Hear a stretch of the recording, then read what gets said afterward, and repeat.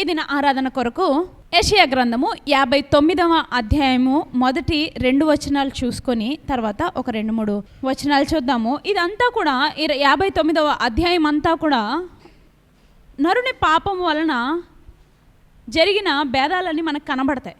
నరునికిని దేవునికిని మధ్య ఉన్న సంబంధం తెగిపోవటం కానీ, లేకపోతే దేవుని ముఖము మరుగుపరచడం కానీ, తర్వాత అక్కడ చూస్తే పాపమును గూర్చి వారికి వారే సాక్ష్యం ఇవ్వటం మనము ఈ అధ్యాయం అంతట్లో గమనిస్తాం. అయితే చివరిలో యేసుక్రీస్తు ప్రభువారి రాక గురించిన చక్కని విషయాలు మనం అక్కడ చూడవచ్చు. చూద్దాం. ఈ దినం 59వ అధ్యాయం మొదటి 2 వచనాలు చదువుతాను. తర్వాత రక్షింపనేరకుండునట్లు యెహోవా హస్తము కురచకాలేదు, విననేరకయుండునట్లు ఆయన చెవులు మందము కాలేదు.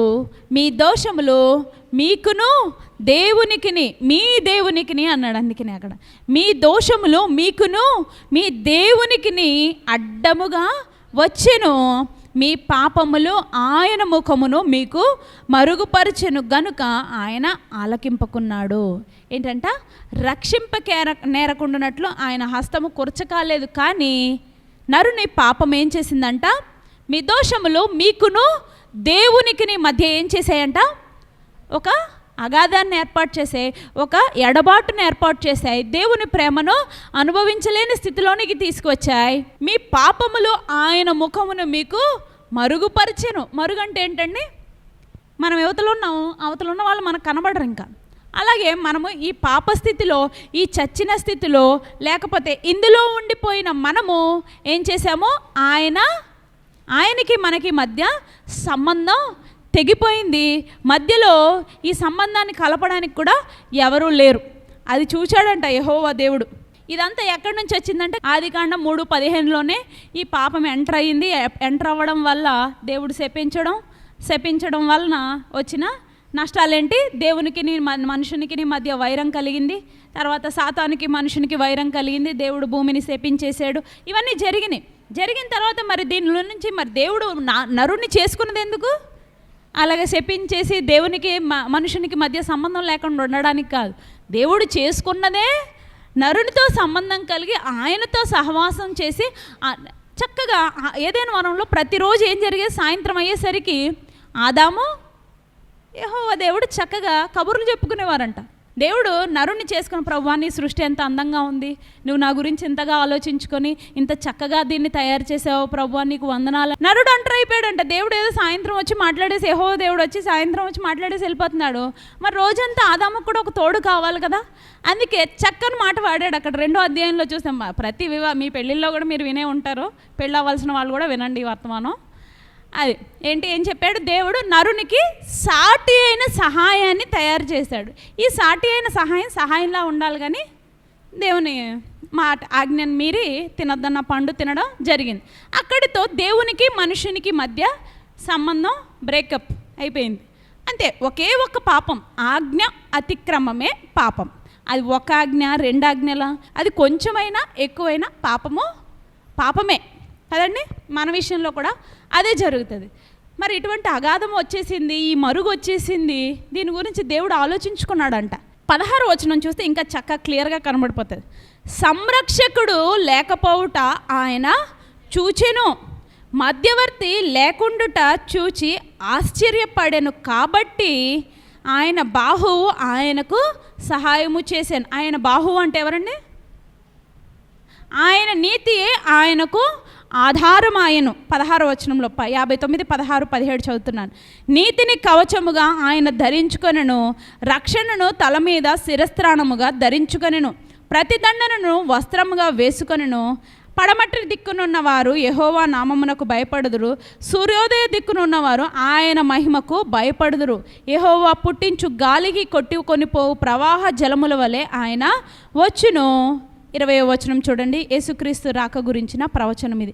సియోను నొద్దకు యాకోబులో తిరుగుబాటు చేయుట మాని మళ్ళీ కొనిన వారి యొద్దకు విమోచకుడు వచ్చును.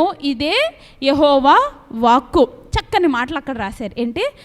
మధ్యవర్తి లేకుండా సంరక్షకుడు, నిన్ను నన్ను నీ ఆత్మలను నా ఆత్మను కాసే సంరక్షకుడు లేకపోవట యెహోవా దేవుడు చూశాడంట. చూసి చాలా ఆశ్చర్యపడి బాధపడి మళ్ళీ ఇంకొక సెకండరీ ప్లాన్ వేసాడు దేవుడు. ఏంటి ఆ సెకండరీ ప్లాను? మళ్ళీ ఒక సంరక్షకుడిని పంపాలి. మరి ఎవరిని పంపాలి?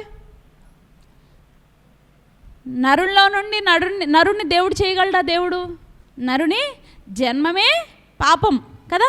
నరుని యొక్క ఆ జన్మ పాపములోనే ఆ జననం అవుతుంది. కాబట్టి నరుడు పనిచేయడు. చెట్టునో రాయినో రప్పనో చేయగలడా దేవుడు? దేవుడు సృష్టే మనకు లోబడి నరునికి లోబడేలాగా చేశాడు. అందుకే 8వ అధ్యాయం కీర్తనలో చక్కని మాట రాశాడు. ఏంటి?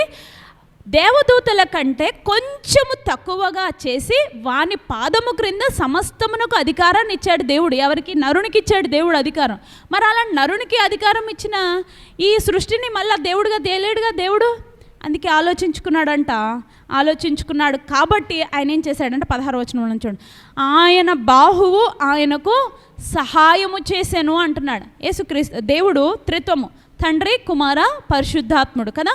అందుకే అక్కడ మంచి మాటలు రాశాడు. ఆయన బాహు అంటే ఆయన శరీరమే ఆయనకు ఆధారమయ్యింది. ఆయనే ఆలోచన వేసుకున్నాడు. ఆయన నీతిని బట్టి ఆయనే ఒక ప్రణాళిక వేసుకొని ఆయన ఏం చేస్తున్నాడు?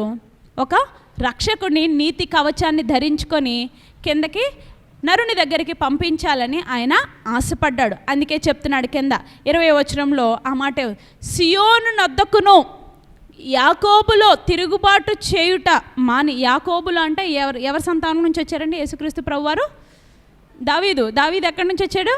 ఇశ్రాయేలు వంశంలో నుండి, యూదా వంశంలో నుండి వచ్చాడు. యాకోబు కుమారులు ఎవరండి?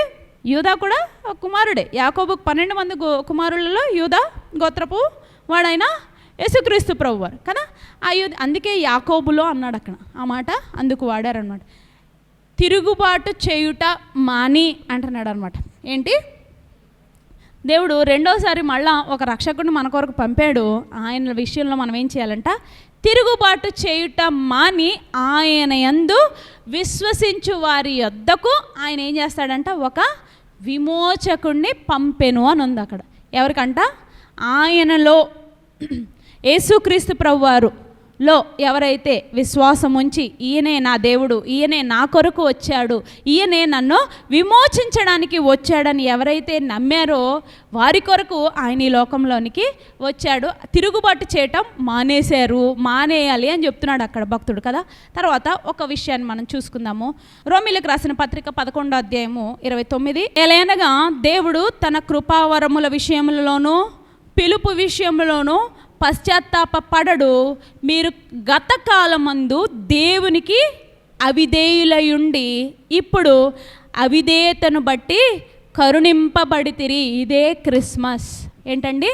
గత కాలము ఆయన ఆ దేవునికి అవిధేయులయుండి ఇప్పుడు దేవుని మీ అవిధేయతను బట్టి కరుణింపబడితిరి. అటువలనే మీ ఎడల చూపబడిన కరుణను బట్టి వారును ఇప్పుడు కరుణ పొందు నిమిత్తము ఇప్పుడు వారు అవిధేయులై ఉన్నారు. చూడండి ఇక్కడ ఏం చెప్తున్నాడంటే భక్తుడు చక్కని మాట అక్కడ రాశాడు. ఎవరి కోసం? యేసుక్రీస్తు ప్రభు వారు రాకను గురించి, ఆయన ఎందుకు వచ్చాడన్న విషయాన్ని అక్కడ మరలా మనకి చూపించాడు కదా. ఏంటి? గత కాలంలో లేకపోతే మన పాత జీవితంలో మనము రక్షింపబడక ముందు ఉన్న స్థితి ఏంటంట? ఆయనకు అవిధేయులైన స్థితిలో ఉన్న మనకు ఆయన ఏం చేశాడంట? ఒక విమోచకుణ్ణి, ఒక రక్షకుణ్ణి మన కొరకు పంపాడు. ఆ రక్షకుడిని బట్టి మనం సంతోషిస్తున్నాము. ఇద్దరిని చూపిస్తాను. రక్షకుడిని చూసి సంతోషించి వాళ్ళు అన్నారంట, నాదా ఇంక నేను హ్యాపీగా నా జీవితాన్ని నేను ముగించేయచ్చు అనేసి. లూకాసు వార్త 2వ అధ్యాయం తీసుకొని మనం ముగించేసుకుందాం. సిమియోను రక్షకుని రాక గురించి ఆయన ఎదురు చూస్తూ ఉన్నాడు. అక్కడ యెరూషలేము మందిరంలో ఉన్నాడు సిమియోను అనే ఒక బహువృద్ధుడు. చూడండి, సిమియోను వారిని దీవించి, ఇదిగో అనేక హృదయాలోచనలు బయలుపడినట్లు ఇశ్రాయేలులో అనేకులు పడుటకును తిరిగి లేచుటకును వివాదాస్పదమైన గుర్తుగా ఈయనను నియమింపబడి ఉన్నారు. అలాగే మరియ కూడా ఒక విషయాన్ని చెప్పేశాడు. నీ హృదయంలోనికి ఒక ఖడ్గము దూసుకుపోవునని ఆయన తల్లి అయిన మరియతో చెప్పారు. ఎవరు? మొదటిగా రక్షకుడిని చూసిన వారిలో మొదటి వ్యక్తి ఎవరండి? సిమియోను. ఏం చేశాడంట? ఆయనను దీవించి చెప్తున్నాడంట. ఏమని చెప్పాడు? అమ్మ, ఇతను చాలా వివాదాస్పదంగా ఉంటాడు. ఎందుకంటే ఆయన ఎవరెవరితో పరిచయం చేశాడండి? యాజకులు, పరిసయ్యులు, శాస్త్రులు, వీళ్ళందరికీ కూడా ధీటుగా సమాధానాలు చెప్పాడు ఆయన. చెప్పి పాపులతోనే కలిసి జీవించాడు. ఎందుకంటే ఆయన చెప్పాడు, నేను పాపుల కొరకు ఈ లోకంలోనికి వచ్చాను, ఆరోగ్యంగా ఉన్నవాడికి వైద్యుడు అక్కర్లేదు, అనారోగ్యంగా ఉన్నవాడికి వైద్యుడు కావాలి అని ఆయన అనేక సార్లు ఈ శాస్త్రులు, ఈ పరిసయ్యులు, మరి ఈ గుంపుల్లో ఉన్న ఈ ధర్మశాస్త్రం ఎరిగిన వీరందరికీ, అలాగే యెరూషలేములో ఉన్న పెద్దలందరికీ కూడా ఆయన ధీటైన సమాధానాలు చెప్పాడు. అక్కడ ఆ వివాదాల గురించి ఆయన చెప్తూ ఉన్నాడు అనమాట సిమియోన్. మరి రెండో వ్యక్తిని మనం చూద్దాం. ఎవరు? మరియు ఆషేరు గోత్రికులను పెనూయేలు కుమార్తెయునైన అన్న అను ఒక ప్రవక్తిని ఉండెను. ఆమె కన్యత్వం మొదలు బహుకాలము గడిచిన వృద్ధురాలై ఉండెను. 84 సంవత్సరంలో విధురాలై ఉండెను. ఆమె ఏమంటుందో చూడండి. ఆమె కూడా ఆ గడియలోనే లోపలికి వచ్చి దేవుణ్ణి ఏం చేస్తుందంట? ఈ రక్షకుణ్ణి కొనియాడి యెరూషలేము విమోచన కొరకు కనిపెట్టుచున్న వారందరితో ఆయన్ను గూర్చి మాట్లాడుచుండెను. అంతటా వారు ప్రభువు ధర్మశాస్త్రము చొప్పున సమస్తము తీర్చిన పిమ్మట మీరు తిరిగి గలిలయలోకి వెళ్ళిపోతారు. చక్కని మాట అక్కడ వ్రాయబడింది. ఏంటంట? యెరూషలేము విమోచన కొరకు ఈ రక్షకుడు వచ్చాడు అని.